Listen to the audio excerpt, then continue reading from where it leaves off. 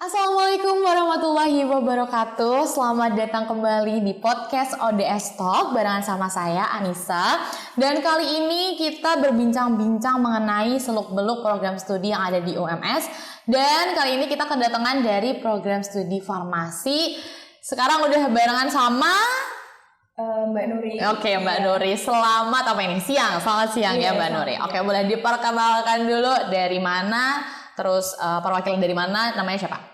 Oke, saya Nuri Utami dari Prodi Farmasi saat ini yaitu semester 4 dan alamat saya ada di Boyolali. Oh, sama loh, kita Boyolali loh. Tetangga jangan-jangan ini. Iya. Oke, kita lagi barengan sama mahasiswa semester 4 dari Fakultas Farmasi ya. Iya. Gitu. Oke, kita santai aja Mbak di sini Mbak. Jadi nggak perlu tegang-tegang ya. Iya. Kita ini kan calon mahasiswa baru yang mau daftar di UMS pastinya kayak bingung ya. Iya. Kayak gimana sih sebenarnya fakultas farmasi yang ada di UMS itu gitu. Biasanya yang ditanyakan adalah lingkungannya. Pertama adalah lingkungannya. Kalau mereka lingkungannya itu udah nggak cocok, pertama-tama udah nggak cocok itu biasanya kayak males gitu kan. Nah kalau lingkungan sendiri dari dosennya, dari hubungan mahasiswa ke dosennya kayak gimana di farmasi UMS? Oke, kalau dari lingkungannya di farmasi itu alhamdulillah itu di farmasi itu adalah di lingkup yang positif. Jadi iya, ketika untuk dari dosen-dosennya pun juga mereka sangat baik. Jadi beliau para dosen itu ketika kita nggak paham, beliau itu juga terbuka. Bahkan ada dosen itu yang misalkan kita diberikan materi dan dari materi tersebut kita belum paham, maka dosen tersebut bisa terbuka untuk bagi mahasiswa untuk belajar bareng gitu. Jadi kayak belajar di luar gitu, di luar perkuliahan. Jadi nggak melulu cuma di kelas doang ya Mbak ya? Saya Gitu.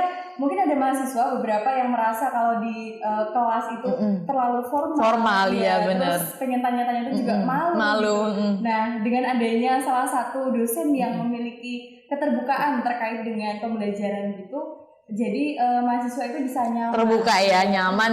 Mau tanya-tanya pun nggak sungkan gitu. Biasanya kalau di kelas tuh kayak aduh malu dilihat orang gitu kan. Ya bener-bener. Jadi gitu ya guys, kalau di Fakultas Farmasi UMS itu dosen-dosennya nggak menutup mahasiswanya untuk belajar di luar gitu. Kalau mau nanya-nanya tentang mata kuliah atau perkuliahan di luar jam kuliah pun bisa gitu. Diajak nongkrong pun kayak bisa ya Mbak ya gitu. Apalagi anak-anak zaman sekarang kan pengennya kayak belajar di luar sambil nongkrong, sambil di coffee shop gitu kan.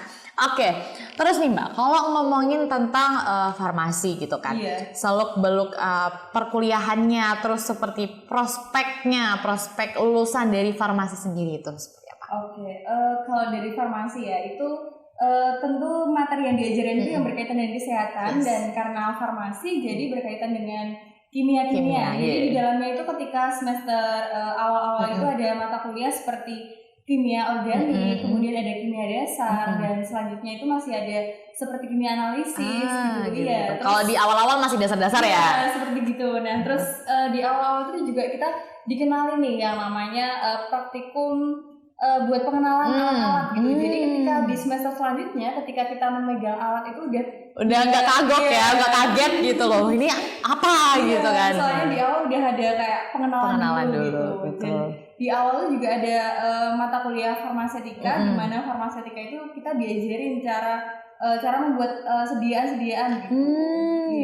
Gitu. Kalau dari prospek lulusan dari farmasi. Kalau dari prospek lulusan farmasi dari farmasi sendiri itu ketika di semester akhir itu ada namanya apa Mbak, semacam kuliah peminatan seperti itu. Jadi itu ada kuliah yang farmasi industri. Jadi itu nanti bisa terjun di pabrik-pabrik gitu ya. Terus kemudian ada yang farmasi klinis. Nah, yang klinis itu nanti jadi apoteker yang ada di rumah sakit gitu.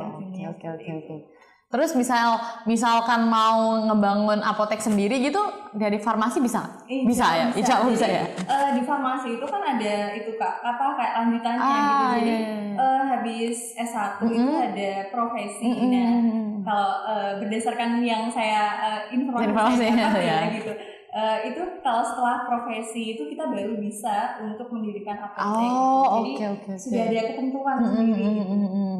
Jadi prospeknya tuh nggak cuman jadi apoteker, karena biasanya tuh orang-orang kayak aduh terus kalau misalkan farmasi, terus kamu mau jadi apoteker, nah kayak gitu selalu stereotipnya seperti itu loh Mbak. Padahal juga apoteker juga apa ya, masih bagus gitu loh, apa salahnya gitu gitu kan. Karena dari farmasi juga kita bisa menciptakan yang namanya produk baru kayak dari entah skincare, terus terus krim dan berbagai sediaan gitu. Jadi kan ketika kita belajar di farmasi, kita itu akan belajar berbagai sediaan. Nah, ketika kita tertarik nih, misalkan pengen bikin sebuah krim gitu, nah ketika kita bikin sebuah krim, nah kita tentunya kan kayak melakukan riset dulu ya kan. Nah, habis melakukan riset, nah kita terus nyoba, nah ini kira-kira udah efektif. Udah dilakukan berbagai uji, nah nanti kita bisa patenkan misalkan itu benar-benar efektif gitu. Jadi nggak melulu kita ada di rumah sakit, di apotek kayak gitu ya. Waduh, bisa jadi punya brand skincare sendiri.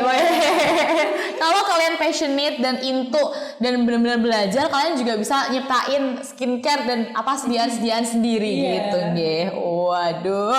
Jadi aku baru tahu juga sih kalau ternyata farmasi ini bisa untuk menciptakan sediaan sendiri gitu. Soalnya kemarin tuh kan saya juga sempat mengikuti itu Kak, semacam exhibition itu yang ada di Malaysia kemarin itu. Jadi dari farmasi itu satu tim itu dengan idenya itu membuat gummy candy gitu. Iya. Untuk pelangsing tubuh. Oke. Waduh. Jadi apalagi di industri sekarang ya Mbak ya, skincare, terus juga produk-produk untuk pelangsing tubuh, pokoknya untuk tubuh fisik itu biasanya banyak banget yang tertarik untuk aku pengen bikin untuk sebuah usaha gitu. Jadi dari farmasi pun bisa ya kan. Betul sekali. Waduh. Terus nih Mbak, kita masuk ke isu. Kemarin dari tim kita sudah meriset, ada isu dari mediaindonesia.com, Pharmacoinformatics perlu masuk kurikulum pendidikan farmasi. Jadi dari guru besar Fakultas Farmasi Universitas Padjadjaran mengatakan bahwa di masa depan bidang farmasi sangat erat kaitannya dengan penggunaan teknologi informasi. Untuk itu pengetahuan mengenai Pharmacoinformatics sangat diperlukan mahasiswa farmasi gitu. Nah, kalau menurut Mbaknya sendiri ya, selaku mahasiswa di Fakultas Farmasi di UMS, tanggapannya seperti apa? Baiklah, kalau dari saya ya Kak, sebagai mahasiswa artinya saya sangat mendukung dengan pengembangan keilmuan kefarmasian, terutama isu tentang farmakoinformatik tersebut. Kemudian kemajuan iptek dan teknologi informasi sangat memungkinkan dari farmasi untuk mengembangkan kurikulum dengan memasukkan konten farmakoinformatik tersebut, sehingga dikatakan kami siap untuk menerapkan dengan menambahkan kurikulum tersebut. Oke, waduh. Jadi ini udah lengkap ya guys ya.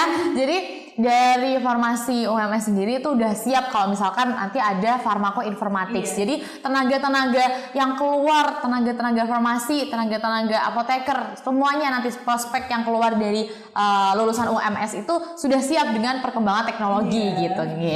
Oke.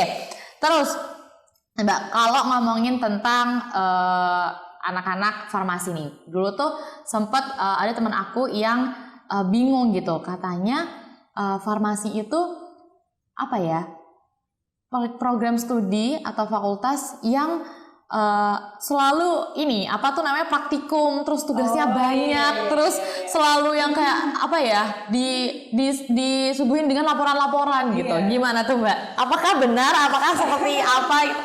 Oke. Kalau dari aku sih itu emang benar. Iya benar. Dari farmasi itu ada tiap semester itu ada praktikumnya. Kalau di semester 1 tuh baru ada 1 kayaknya. Terus kalau 2 itu udah mulai 2 sepertinya. Dan setelah itu sepertinya per semester ada 3. Ya, per semester ada 3 praktikum, dan 3 praktikum itu juga ada laporannya itu dari farmasi itu sistemnya itu ada laporan sementara dan laporan resmi gitu. Jadi laporan sementara itu dibikin itu sebelum kita praktikum. Harapannya yaitu ketika kita melaksanakan praktikum itu kita udah lancar ya. Jadi nggak mau bikin laporan tuh stres, tapi kayak karena ada gunanya juga, manfaatnya juga gitu guys. Karena sebelum kita melakukan praktikum itu juga ada pretest. Jadi ketika kita misalkan nih ya, kita nggak disuruh bikin laporan sementara, ya kita pasti keteteran. Kalau nggak ada laporan sementara, otomatis kita nggak menulis, kita nggak bikin, dan kita kayak malas belajar. Betul sekali. Jadi apa laporan-laporan, karena stereotip di luar sana tuh kalau udah praktikum tuh pasti udah waduh udah ribet, udah capek gitu kan bikin laporan. Tapi sebenarnya hal itu tuh malah penting untuk keberlangsungan selanjutnya ya Mbak, biar nggak ribet gitu di akhir. Karena laporan-laporan itu kalau nggak dicicil malah makin berat ya. Gitu. Oke. Kalau dari Mbaknya sendiri ada nggak kiat-kiat jadi mahasiswa farmasi gitu supaya tetap bertahan gitu? Di farmasi gitu. Kalau dari aku pribadi sih Mbak, aku kebetulan kan juga dari farmasi, itu kan juga ikut UKM, kemudian saya juga ikut organisasi remaja masjid, kemudian mengajar TPA juga, terus saya juga lumayan aktif lah berkontribusi untuk mengikuti kompetisi gitu. Jadi ketika kalian ingin masuk ya di dunia farmasi itu, otomatis pandangannya itu pasti satu, bakal sibuk. Itu bakal sibuk. Nah, otomatis cara yang harus kita lakukan yaitu dengan kita manajemen waktu. Manajemen waktu. Manajemen waktu. Jadi kita harus main prioritas nih, misalkan kuliah itu ada di urutan yang keberapa, misalkan urutan ke-1. Ketika kita ada kuliah, kemudian ada organisasi, kemudian ada kayak remaja masjid lah gitu. Nah, kita harus main prioritas. Yang penting itu yang mana dulu, kemudian info yang kita dapatkan itu yang mana dulu gitu. Ketika kita udah dapat informasi nih, misalkan kita kuliah pada hari sekian, jam sekian, dan di jam yang bersamaan kita juga ada acara lain. Nah, ketika kita mendapatkan informasinya itu duluan yang mana? Ya kita harus ini. Duluan mata kuliah ya. Iya, dan kita juga harus mengambil, kita sebagai mahasiswa prioritas kita kan juga masih belajar. Jadi untuk mengikuti organisasi, kompetisi dan yang lainnya itu bisa kita ajak berjalan gitu. Betul Jadi sekali. biar kita nggak jadi mahasiswa kupu-kupu ya. Karena biasanya tuh mahasiswa karena udah pusing ya di perkuliahan, apalagi di farmasi ini kebanyakan praktikum, terus jadinya kayak udahlah aku kuliah aja, nggak usah ikut yang lainnya. Padahal hal-hal kayak organisasi UKM padahal itu juga penunjang gitu loh, penunjang buat nantinya kalian relasi itu juga penting gitu-gitu ya Mbak ya. Betul. Saya juga ngerasa sih kalau berada di farmasi ya, temennya juga emang benar-benar di farmasi aja gitu. Dan ketika saya tuh mengikuti UKM Unif ya Mbak, UKM Unif itu jadi kan kita relasinya juga banyak. Jadi ketika kita kumpul ya, ketika kita bercerita itu kan juga ini dari segi farmasi, ini segi mana, segi psikologi dan masih banyak lainnya gitu. Betul sekali. Karena biasanya emang mahasiswa tuh karena udah mumet sama perkuliahannya jadi malas buat ikut-ikut yang lain. Udah aku kupu-kupu aja gitu. Padahal kayak gitu tuh sebenarnya ya boleh seperti itu punya pandangan berbeda pun nggak apa-apa. Tapi kalau misalkan kalian punya samping side perspektif kayak aku harus punya relasi deh nanti biar lulusnya tuh ke depannya tuh nanti aku punya channel banyak gitu kan dari UKM, dari organisasi kayak gitu ya Mbak. Betul sekali. Waduh, kita malah jadi ngobrolin tentang kehidupan ya ini. Oke.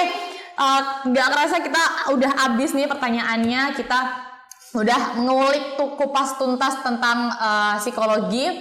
Sebenarnya kita nggak lama-lama karena intinya adalah di sini di UMS terutama kita ada beberapa macam fakultas, beberapa macam program studi yang program studinya itu masing-masing tuh punya keunggulan masing-masing gitu ya. Di psikologi tadi udah akreditasinya unggul, terus juga tenaga pendidiknya santai juga ada yang diajak nongkrong pun bisa. Terus Mbaknya tadi ikut kompetisi, ikut organisasi, kuliah juga jalan. Jadi tenaga pendidik dan juga mahasiswa itu sama-sama belajar, sama-sama menjadi yang handal dan profesional gitu. Jadi lulusannya pun juga nggak main-main gitu guys. Oke, terima kasih Mbak sudah menyempatkan hadir dan juga berbincang bersama saya di sini. Kapan-kapan kalau ketemu sama-sama nih ya, oke? Karena kita beda fakultas jadi kayak tapi satu kampus ya kita. Ilkom sama psikologi kan di satu kampus 2. Kampus 1 Mbak kalau di farmasi. Iya deh farmasi kampus 1 deh lupa. Astagfirullahaladzim. Tapi gak apa-apa. Biasanya aku main-main di kampus 1 kok. Oke, terima kasih teman-teman. Kalau misalkan kalian tertarik masuk ke Fakultas Farmasi, Program Studi Farmasi Universitas Muhammadiyah Surakarta, kalian bisa kunjungi website kami di official website kami pmb.ums.ac.id atau bisa juga kunjungi laman Instagram kami di ODSUM Surakarta, dan kalian juga bisa konsultasi gratis melalui WhatsApp di nomor 0812 2700 0102 gitu. Saya ulangi, kalau kalian minat masuk di program studi farmasi Universitas Muhammadiyah Surakarta, kalian bisa langsung kunjungi official website kami di pmb.ums.ac.id atau di Instagram kami di ODSUM Surakarta, dan kalian juga bisa konsultasi gratis melalui WhatsApp di 0812 2700 0102. Oke, terima kasih sekali lagi Mbak sudah mampir ke sini dan mau ngobrol bersama saya. Minta maaf kalau ada kata-kata yang kurang berkenan, buat pemirsa juga maaf kalau ada kata-kata yang kurang berkenan, malah kita tadi ngobrol banyak ya. Terus nantikan juga podcast kami di Instagram kami yang bakal tayang di ODSUM Surakarta gitu. Saya Anissa pamit undur diri. Wabillahi taufiq wal hidayah. Wassalamualaikum warahmatullahi wabarakatuh.